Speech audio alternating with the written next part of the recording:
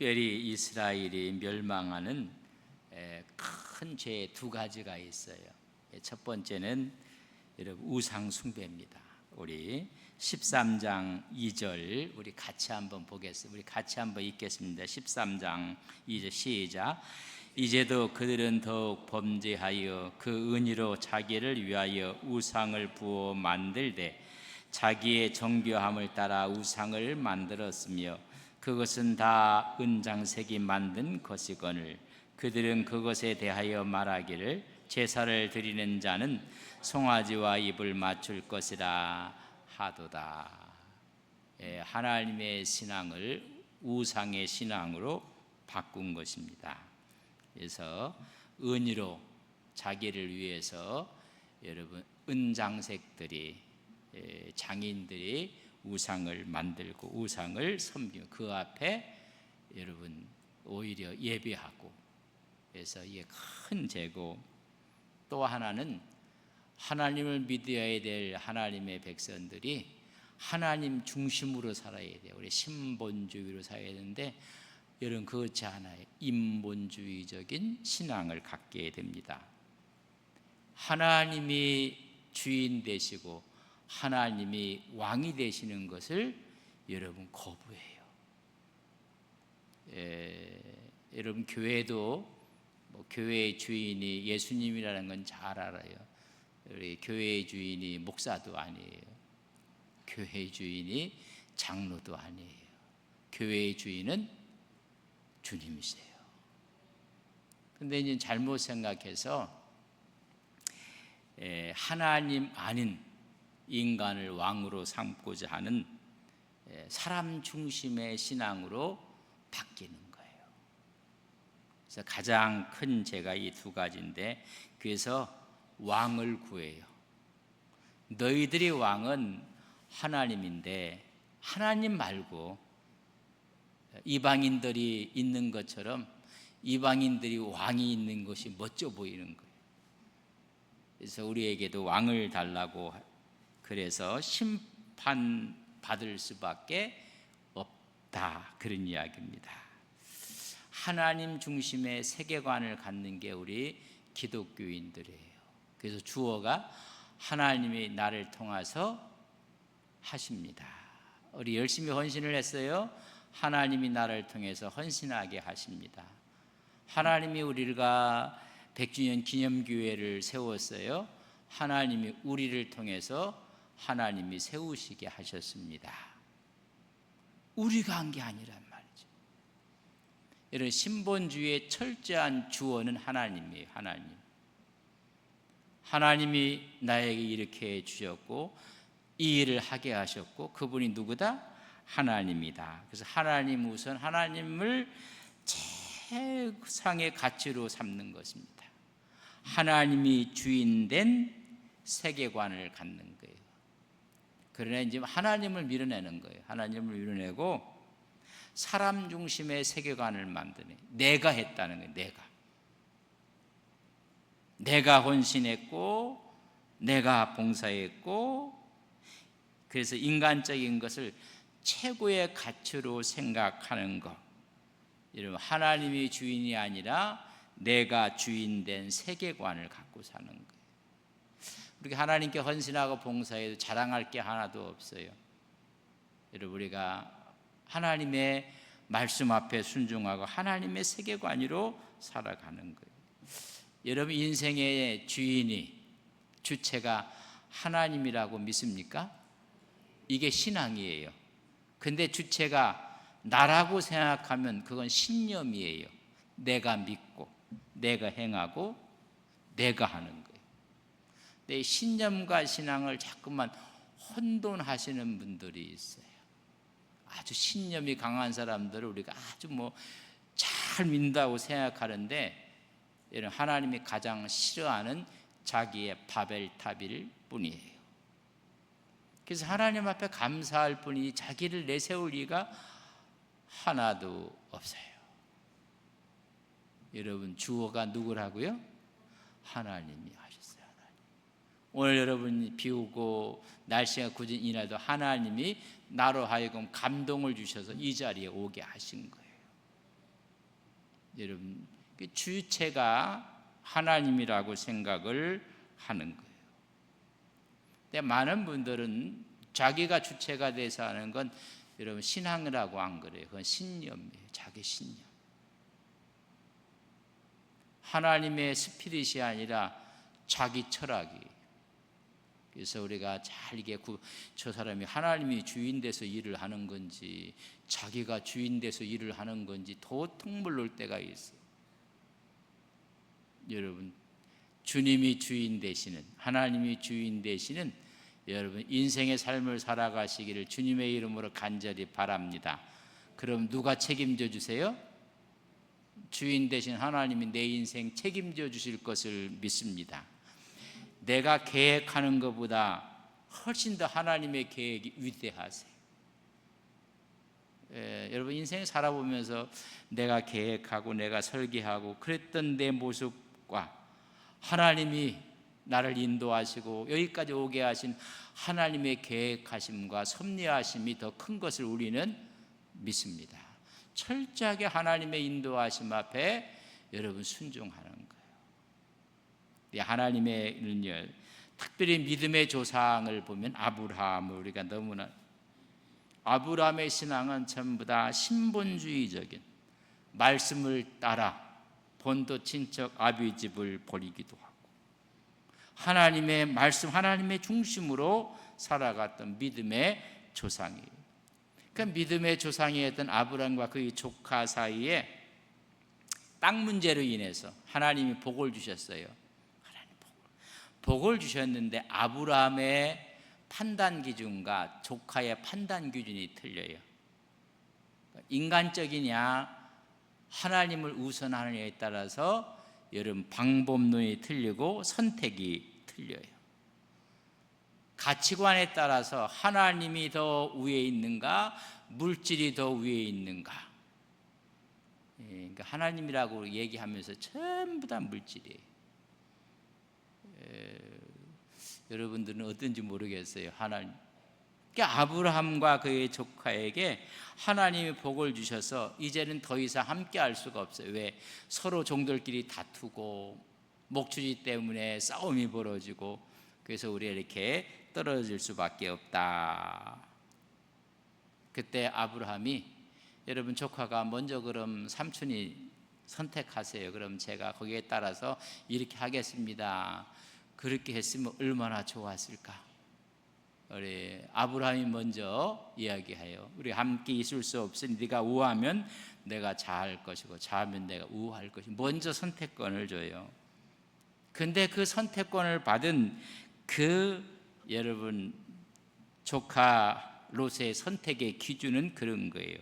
13장 10절에 보면 이에 롯이 눈을 들어 요단 지역을 바라본즉, 눈을 들어 하나님을 바라보고 하나님을 바라보면 좋았을 텐데 여러분 이 세상의 환경만 보는 거예요. 바라본즉 소알까지 온 땅의 물이 넉넉하니 여호와께서 소돔과 고모라를 멸하시기 전이었으므로 여호와의 동산 같고 애굽 땅과 같았더라. 여러분 외부적인 것만 본 거예요. 상황만 바라보고 하나님이 어떻게 생각하는지는 여러분 관심 없어요. 우리가 어떤 것을 결정하면 하나님은 어떻게 생각하실까, 하나님은 기뻐하실까를 생각하기 전에 하나님에 대한 개념이 없어요. 우리에게 수지타산이 맞느냐 안 맞느냐, 내 상황, 내 여건에 따라서 하나님의 뜻도 좌우지하는 거예요. 그 우리는 인본주의적인 신앙을 가진 거예요. 그래서 이론적인 무신론자는 교회 밖에 있어요. 실제적인 무신론자들은 교회 안에 있어요. 하나님을 믿는다고 하면 실제적인 무신론자들이에요. 하나님을 이야기하지만 하나님이 없어요. 하나님이 하신다는데 아니에요. 계산만 하고 있어요.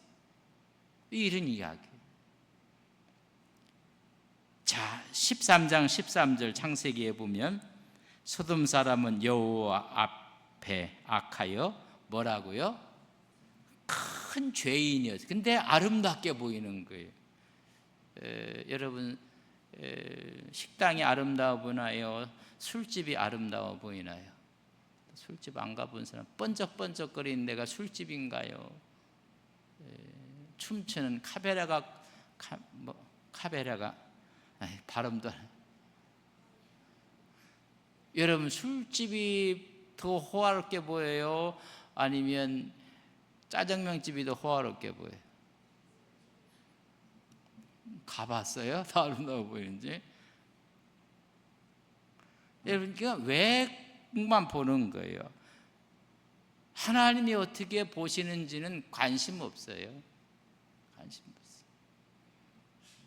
우리가 하나님을 우리가 먼저 생각해 본다면, 여러분, 이건 상황이 저는 교회의 수많은 문제의 99%는요 일시에 해결이 다 돼버려요.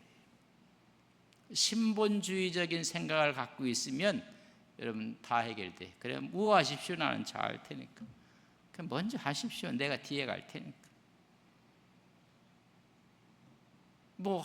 그 다음에 가면 될 거 아니에요.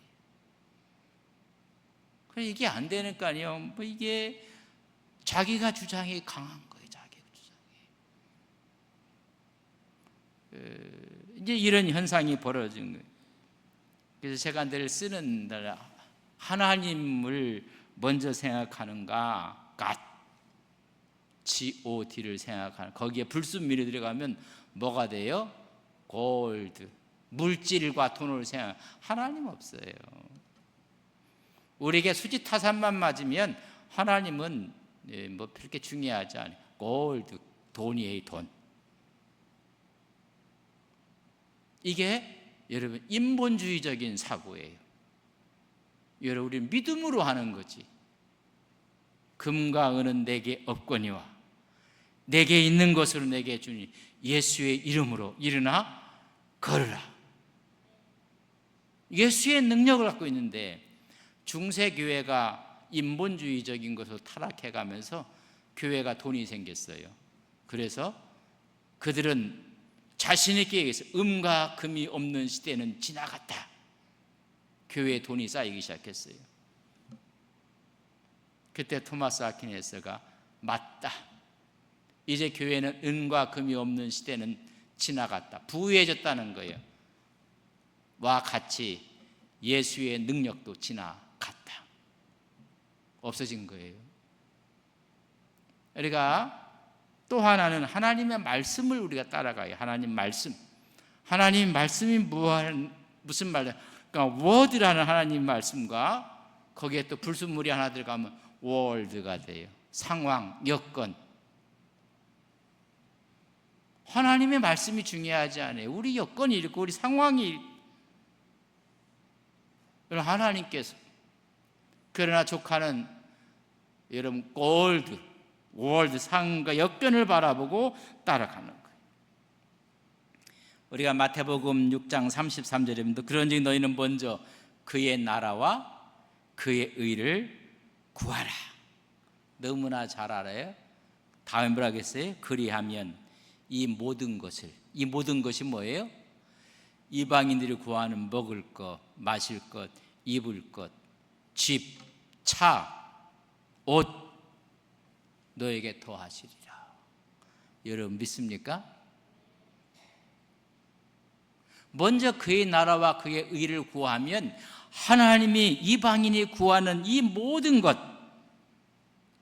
하나님을 구하면 하나님이 골드를 주신다는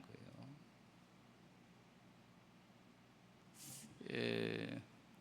우리나라가 한강의 기적이라고 하는데, 한강의 기적이라고 하지 마라, 교회의 기적이다. 그렇게 신앙과 뜨거운 열정으로 여의도에 막 100만 명씩만 모여서 집회를 하고 기도하고 하나님의 말씀을 구하고 하나님을 구한 거예요. 여러분, 기도원들마다 기도하는 소리가 뜨거웠는데 이제는 다 문 닫았어요. 다 문 닫았어요. 이런, 먼저 그의 나라와 그의 의를 구하라.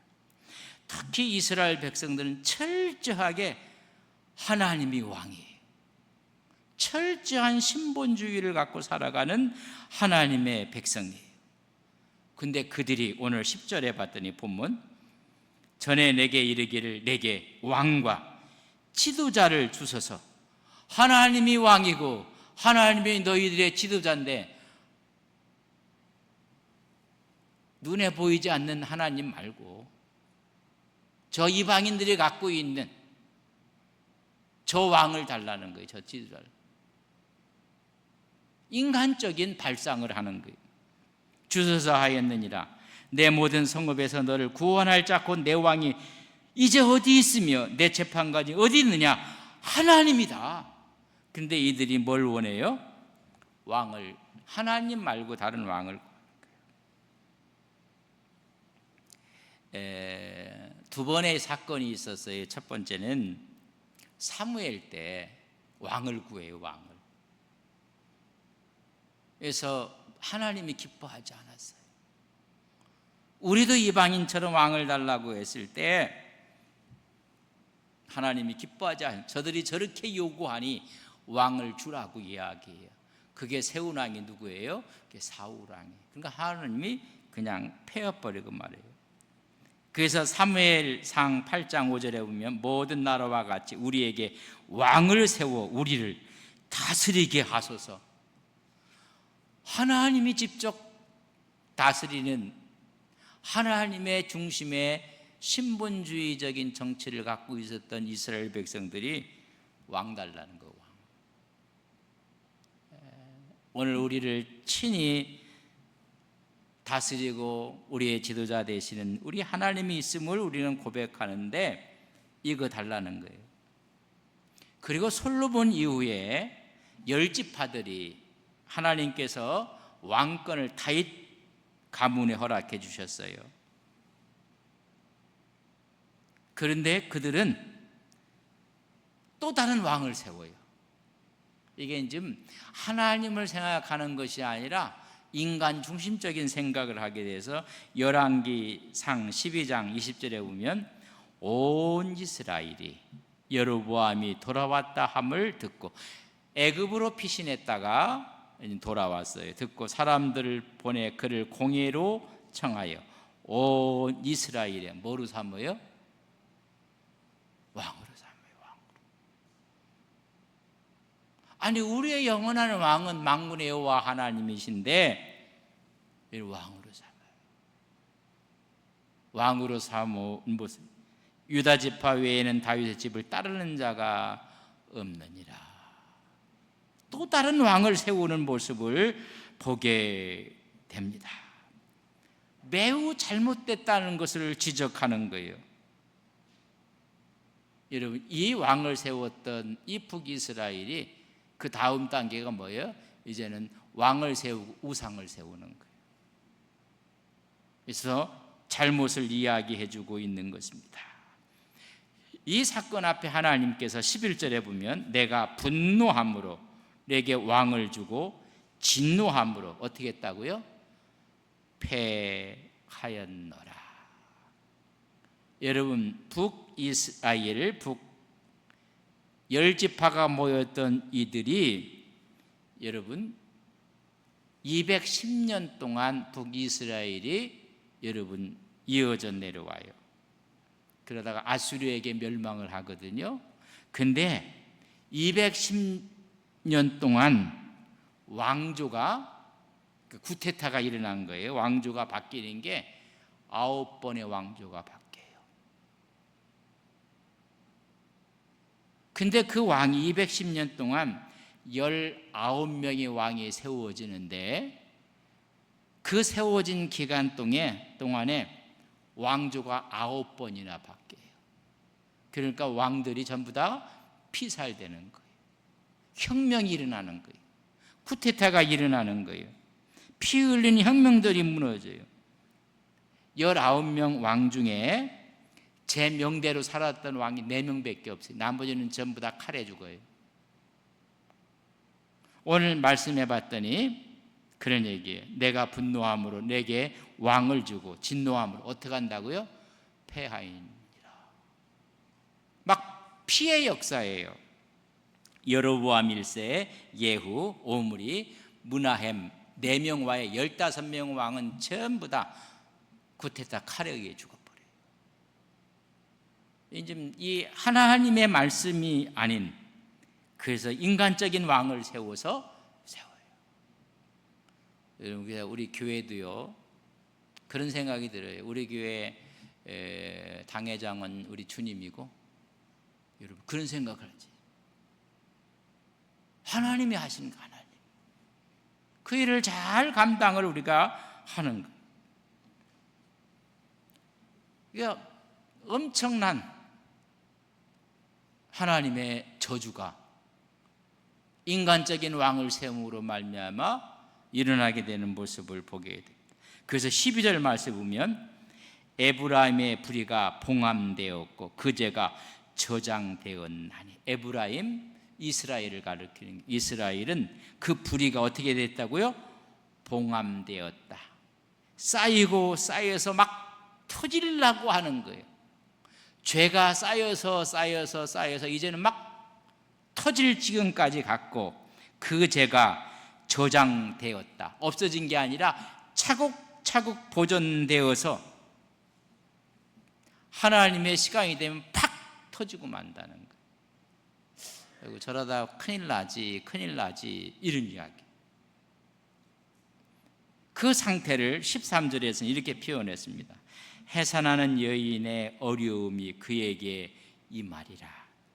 그는 지혜 없는 자식이로다. 해산할 때가 되어도 그가 나오지 못하느니라. 여러분, 해산의 고통을 아시나요? 뭐 여자가 아닌 분들은, 남자는 뭐 알겠나요? 해산의 고통이 얼마나 아픈가. 근데 요로 결석에 한번 걸려서 요로 결석이 이렇게 좀 부딪히고 막 이랬을 때의 그 아픔이 해산하는 고통이래요. 제가 미국에 있을 때 교회를 가야 되고 교회 바이블 스터디를 인도하러 가는데 갑자기 통증이 왔어요. 알고 있는 상식이 그래서 발을 들을 수 없으면 맹장이 터지는 거고 막, 그래서 해보니까 발은 들려지는데도 아파요. 그 아픔이 얼마나 아픈지 떼굴떼굴 굴 정도로 아파요. 911 전화를 해서 병원으로 좀 가겠어요. 얼마나 아픈지 세상에. 그래서 애를 낳는 그런 아픔과 고통에 비견된다고 해요. 그래서 갔어요. 갔더니 요로결석이에요. 얼마나 아픈지.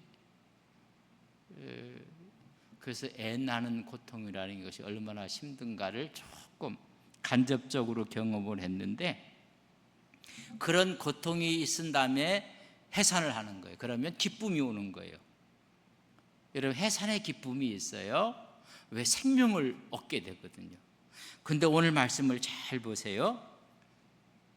해산하는 여인의 어려움이 그에게 임한, 고통과 해산의 고통이 팍 임하느니라. 그 지혜 없는 자식이로다. 해산할 때가 되어도 그가, 여러분, 산문이 열리지 않는 거예요. 그러면 어떻게 돼요? 여러분, 그 속에서 태아가 죽는 거예요.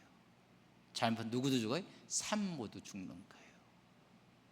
오늘 이스라엘의 죄가 하나님이 아닌 다른 왕을 구해서 채곡채곡 쌓여있던 그 악이 태아가 나오는 고통을 뚫고 나오야 되는데, 여러분, 산문이 열리지 않는 거예요. 다 함께 죽는 거예요. 오늘 이스라엘이 그렇다는 거예요, 지금.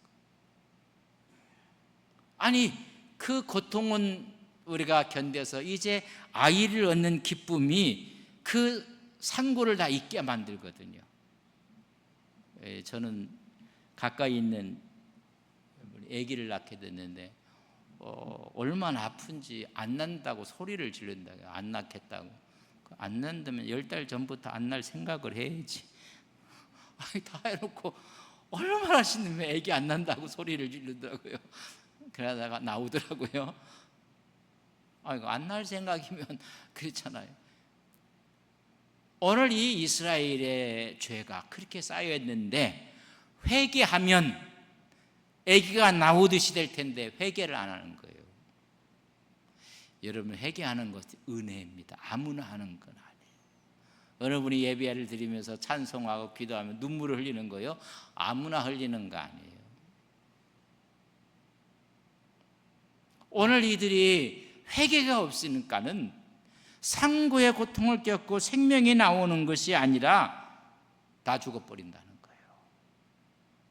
여러분이 회개가 은혜요, 그게 복이에요. 근데 오늘 말하기를 나오지 못하는 거예요. 나오지 못하는 그런 모습을 지금 보여주고 있습니다. 여러분, 다윗 왕가를 배반하고 인본주의적으로 왕을 구했던 누적된 죄로 인해서 하나님의 심판받을 수밖에 없다는 거예요. 우리가 어떤 일이 있으면 마지막 여러분 산문이 열리듯이 여러분 회개를 해야 돼요.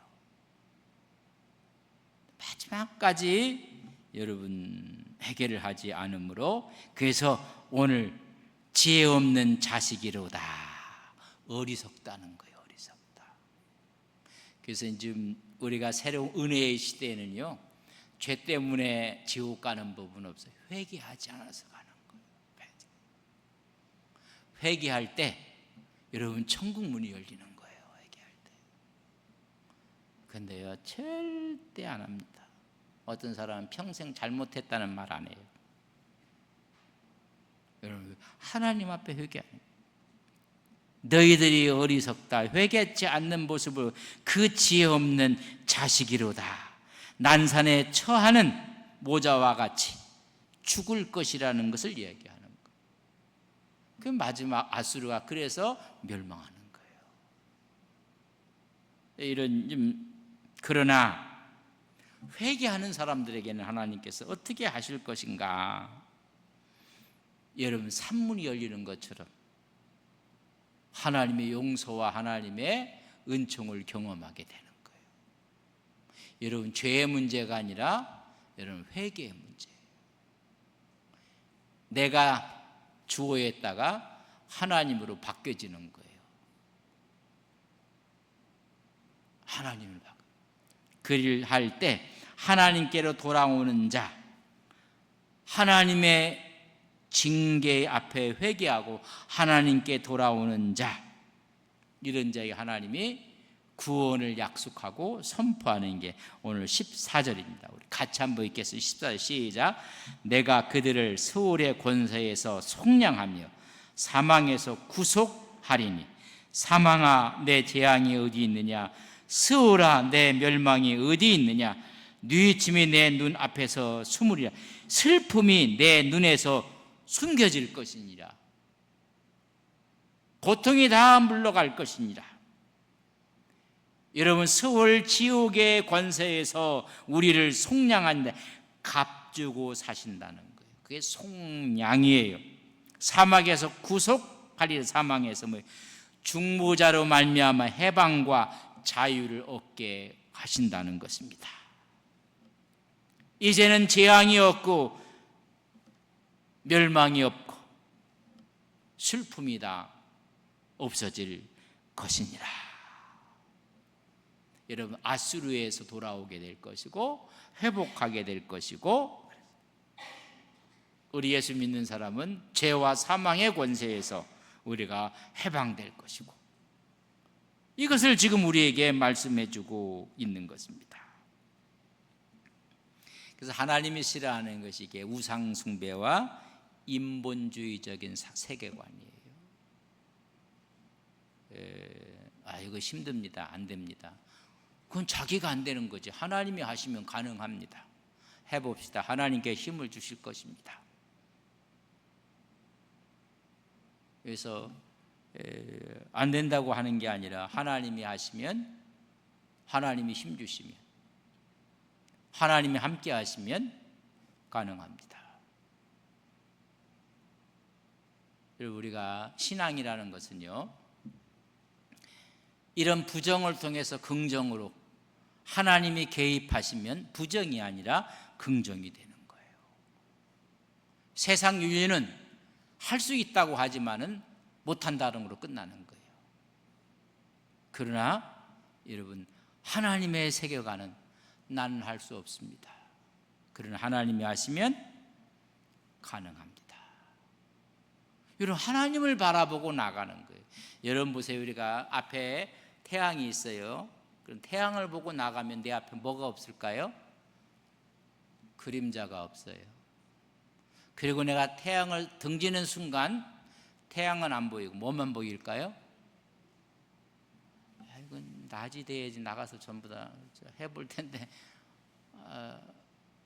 여러분 앞에 있는 태양을 바라보면 그림자는 있기는 있지만 내 앞에 안 보여요.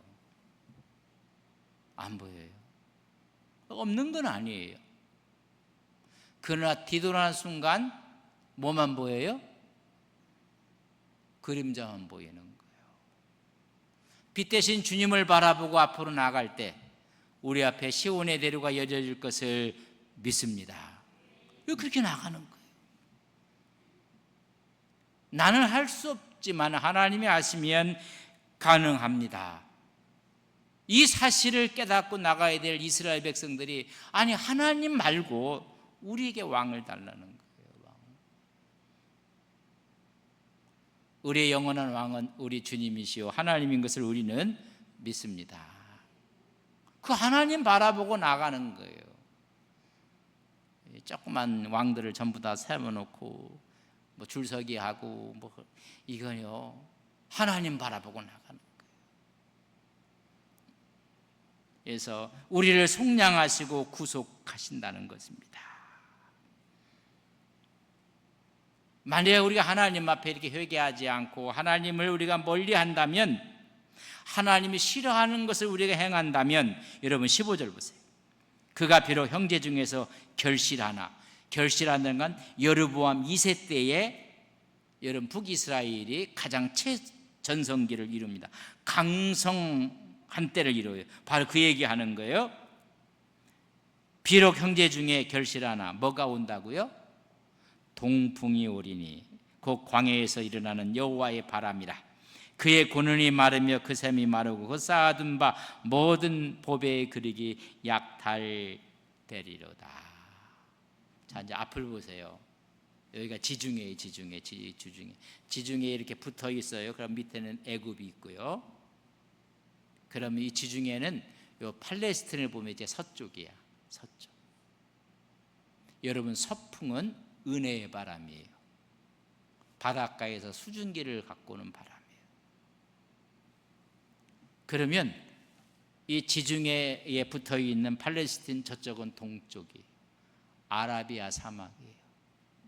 사막에서 불어오는 열풍이에요. 그 열풍을 이야기하는 거예요. 열풍이 불어오면 모든 것을 다 메멀르게 만듭니다. 열풍은 저주입니다. 다 말라버리게 하고 파괴적인 바람이에요. 이 동쪽에 있는 아수르를 지금 상징해 주고 있는 거예요. 다 들어와서 침략과 파괴를 하고 말 것이니라. 그러니까 하나님 그 신본주의적인 것을 버리면 너희들이 강성할지 모르지만 다 뭐가 되는가요? 동풍이 돼서 다 말라버리고 파괴하고 말 것입니다. 여러분, 오늘 16절 보면 사마리아가 그들이 하나님을 배반하였으므로. 왜 배반했어요? 하나님이 우리의 왕이 아니라는 거예요. 우리 왕 달라는 거예요. 우리 왕. 하나님의 세계관이 아니라 인간 중심한 세계관을 와서 배반함으로 형벌을 당하여 칼에 엎드질 것이요 그 어린아이는 부서뜨려지며 아이벤 여인은 배가 갈라지리라. 여러분, 죽음으로 끝나고 만다는 것입니다. 그래서 하나님께서 가장 신앙생활하면서도 하나님이 주인이 되셔서, 하나님이 주체가 되셔서 여러분 믿음의 신앙의 발걸음을 옮기시는 귀한 종들이 되시기를 바랍니다. 하나님의 정통성, 하나님의 뜻, 이걸 여러분 버린 거예요. 그래서 오늘 호세아 14장 9절에 보면 이스라엘아 내가 패망하였나니 이는 왜냐하면 너를 도와주는 나를 버리고 다른 왕을 세운 거예요. 저는 인생 여정을 하면서 하나님 붙잡고 하나님을 주인이 삼고 평생 믿음의 길을 동행하시는 귀한 종들 되시기를 바랍니다. 그런 그 하나님이 우리를 위로하세요. 여러분 하나님이 위로하세요. 속상하십니까? 하나님께서 여러분 위로의 영으로 함께하세요. 내가 너와 함께 할 것이니라. 내가 너를 도와줄 것이니라. 내가 너를 강하게 할 것이다.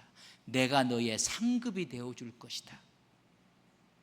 여러분 하나님이 상급 되시면 그거로 족하지 않겠어요? 하나님이 그렇게 하실 것이라고 말씀. 이는 너를 도와주는 나를 네가 버렸습니다. 대적한 거예요. 여러분 하나님과 함께 동행하시는 믿음의 귀한 종들이 되시기를 주님의 이름으로 간절히 축복합니다. 좋으신 아버지 하나님, 세계관이 틀립니다. 우리의 주인이 다릅니다. 하나님이 주인 되는 세계관으로 살아갈 때 우리 앞에 하나님의 시온의 대를 열어주시고 하나님이 함께 하실 것이며, 인간 중심의 세계관을 가질 때 동풍이 불어와 모든 것을 메마르게 한다고 말씀해 주고 있습니다. 하나님의 세계관으로 먼저 그의 나라와 그의 의를 구할 때 이방인들이 구하는 물질, 이방인들이 구하는 세상적인 모든 것들을 너에게 더하신다고 말씀해 주고 있습니다. 하나님의 세계관을 갖고 우리의 주인 되심을 기억하며 오늘도 신앙으로 승리하는 하나님의 거룩한 종들이 되게 하여 주옵소서. 예수님의 이름으로 기도 올리옵나이다. 아멘.